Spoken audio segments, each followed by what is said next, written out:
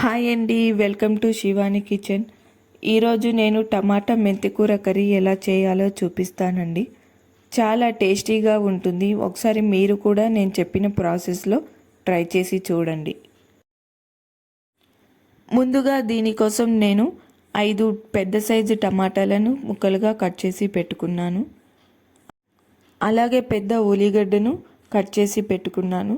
అలాగే 2 మిర్చిని కూడా కట్ చేసుకున్నానండి. అలాగే 4 కట్టల మెంతి కూరను నీటుగా కడిగి కట్ చేసి పెట్టుకున్నాను. ఇప్పుడు స్టవ్ పై ఒక ప్యాన్ పెట్టుకొని ప్యాన్ వేడయ్యాక ఇందులోకి 2 స్పూన్స్ ఆయిల్ వేసుకోండి. ఆయిల్ వేడయ్యాక 1 టేబుల్ స్పూన్ పోపు దినుసులను వేసుకోండి. పోపు దినుసులు వేగాక పచ్చిమిర్చిని వేసుకోండి. అలాగే కట్ చేసి పెట్టుకున్న ఆనియన్ని కూడా వేసుకోండి. ఆనియన్స్ కూడా వేసుకున్నాక ఒకసారి కలుపుకొని ఆనియన్స్ని ఆయిల్లో వేగనివ్వండి.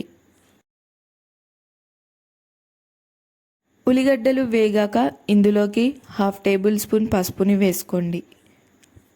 పసుపుని వేసుకొని ఒకసారి కలుపుకొని ఇందులోకి ముందుగా కట్ చేసి పెట్టుకున్న మెంతికూరని వేసుకోండి.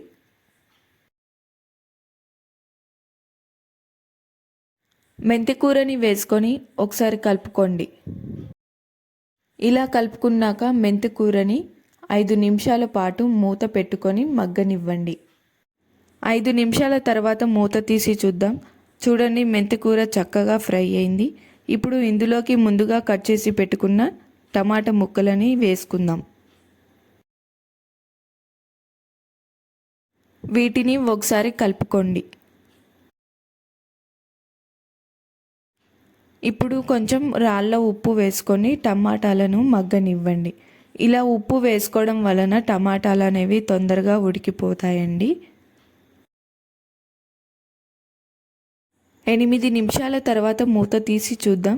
చూడండి, టమాటాలు సాఫ్ట్గా ఉడికాయి. ఇప్పుడు ఇందులోకి 2 స్పూన్ల కారం వేసుకోండి.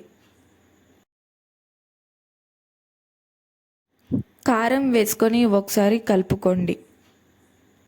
ఇలా కలుపుకొని మూత పెట్టుకొని 5 నిమిషాల పాటు మగ్గనివ్వండి.